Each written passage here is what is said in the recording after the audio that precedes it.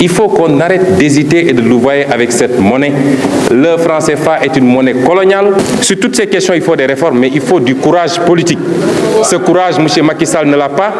Il n'est courageux que pour taper sur des opposants et des activistes, mais il fait la courbette devant le jeune Macron. Trop de manipulation de chiffres dans vos différents documents, c'est extrêmement gravissime. Ça veut dire que tous les chiffres que vous nous donnez sont faux. Et ce gap-là va vous poursuivre.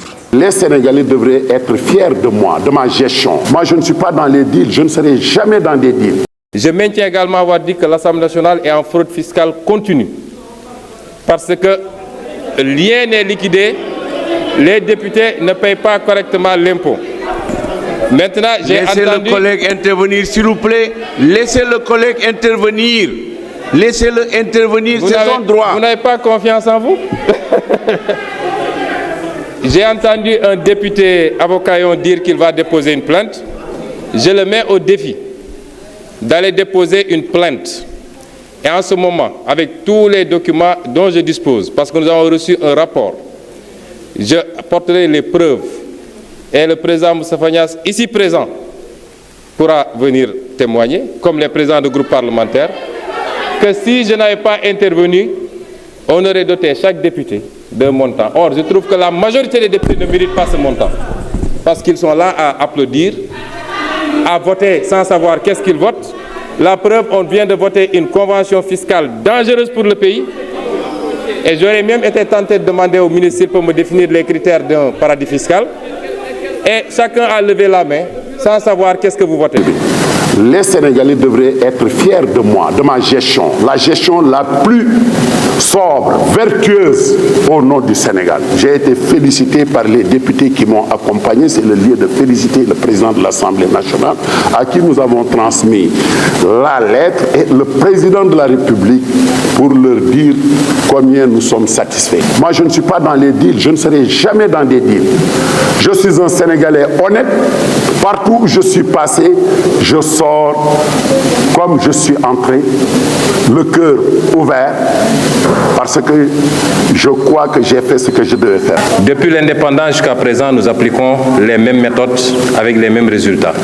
Plan quinquennaux, années 80, ajustement structurel. Première alternance, on a démarré avec l'impératif de réduction de la pauvreté. Deuxième alternance qui avait démarré avec un objectif de développement, avec la SNDS, pour revenir à un objectif beaucoup plus raisonnable d'émergence. Nous n'atteignons pas les objectifs parce qu'en réalité, nous ne posons pas les vrais débats. Quels sont les goulots de notre économie? Je n'entends pas souvent parler ou suffisamment parler des goulots de notre économie. Dans les rapports qu'on a lus ici dans d'autres commissions, on a parlé de compétitivité à l'importation. Très bien, et ça justifie notre balance commerciale, aussi bien des paiements que la balance commerciale totalement déficitaire. Mais pensez-vous qu'on puisse atteindre l'émergence, a fortiori le développement, en étant dans cette posture-là? Qu'est-ce qu'il faut faire pour inverser la tendance et aller vers la compétitivité pour l'exportation? Premier goulot, c'est la monnaie que nous avons. Il faut qu'on arrête d'hésiter et de louvoyer avec cette monnaie. Le franc CFA est une monnaie coloniale qu'on nous avait laissée pour sécuriser les entreprises françaises contre les risques de change, mais pour pouvoir également capter une partie de nos réserves. Mais c'est une monnaie surévaluée qui ne nous permettra jamais d'être compétitifs à l'export. Vous ne pourrez jamais avoir des entreprises, des industries compétitives à l'export avec le franc CFA. Cette monnaie, il est impératif qu'on sorte de cette monnaie et qu'on passe à quelque chose de plus solide. Comment pensez-vous que notre industrie, qui n'existe même pas, ou notre agriculture, puisse compétir avec celle de l'Union européenne, alors que l'Europe elle-même refuse encore de signer le même accord avec les États-Unis, considérant qu'elle ne lui est pas favorable. Et cet accord posera un problème par rapport à l'intégration. C'est déjà le cas avec les 4 zones que ça a créées. J'ai une fois entendu le président Moustapha Niasse, lors d'un séminaire de la CEDEAO aussi, dire que c'est le combat de la biche et du lion. Mais il conclut en disant que mais c'est jouable. Depuis quand la biche gagne un combat face au lion, M. Moustapha Niasse? Et la question des ressources naturelles, la gestion optimale de nos ressources naturelles, c'est extrêmement important. Et je tiens à le dire ici, et de dire à M. Macron, qui dit qu'il y a un sentiment anti-français. Il n'y a pas un sentiment anti-français, il y a il y a un sentiment pro-africain. On parle de l'immigration, par exemple. Pourquoi on parle de l'immigration dans le contexte actuel? Mais les populations ne suivent que le même chemin que leurs ressources. Quand on vient piller nos ressources avec la complicité de nos élites complexées, de nos leaders, évidemment, on ne pourra jamais régler cette question. Sur toutes ces questions, il faut des réformes, mais il faut du courage politique. Ce courage, M. Macky Sall ne l'a pas. Il n'est courageux que pour taper sur des opposants et des activistes, mais il fait la courbette devant le jeune Macron et devant d'autres, et c'est ça notre problème. Moi, j'ai écrit un livre de 252 pages sur le pétrole qui identifie les responsabilités de chacun, du Premier ministre que vous êtes, du Président de la République, du ministre des Mines de l'époque ici présent, et même du ministre des Finances sur les questions fiscales. Personne n'en démentira une virgule. Et je vous inviterai d'ailleurs à la cérémonie de dédicace que je compte organiser la semaine prochaine.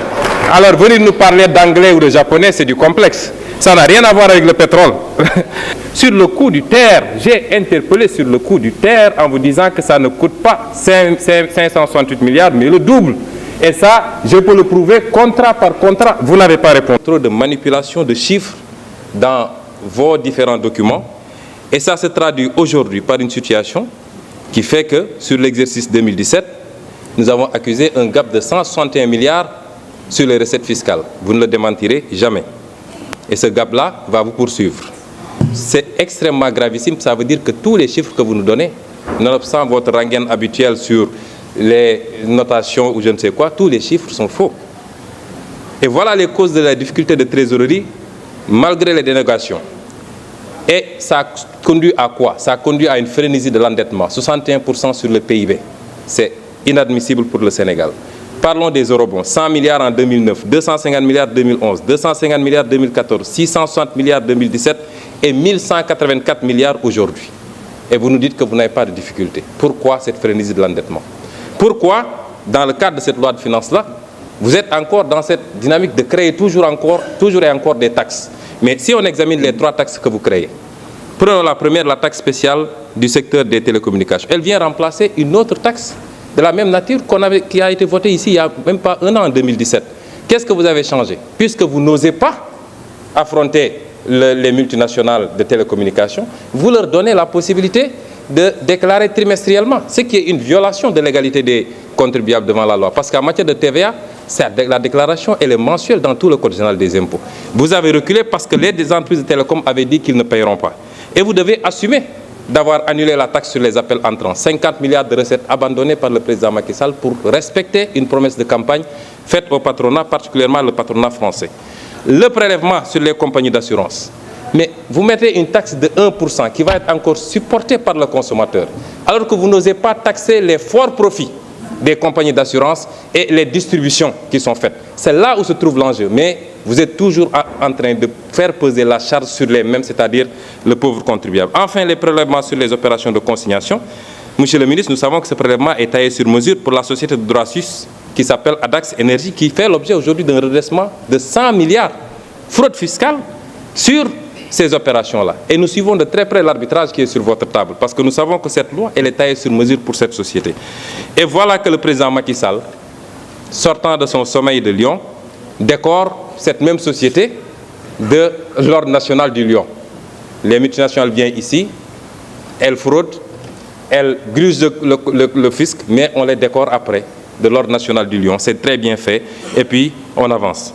Et comme d'habitude, parce que ce qu'on ne dit pas assez, c'est que cette société est impliquée dans le scandale de la SAR avec les 8 navires qui ont été commandés sans passer par le conseil d'administration. 400 milliards, vous êtes très informés de ce dossier. Et c'est cette société qui est décorée aujourd'hui.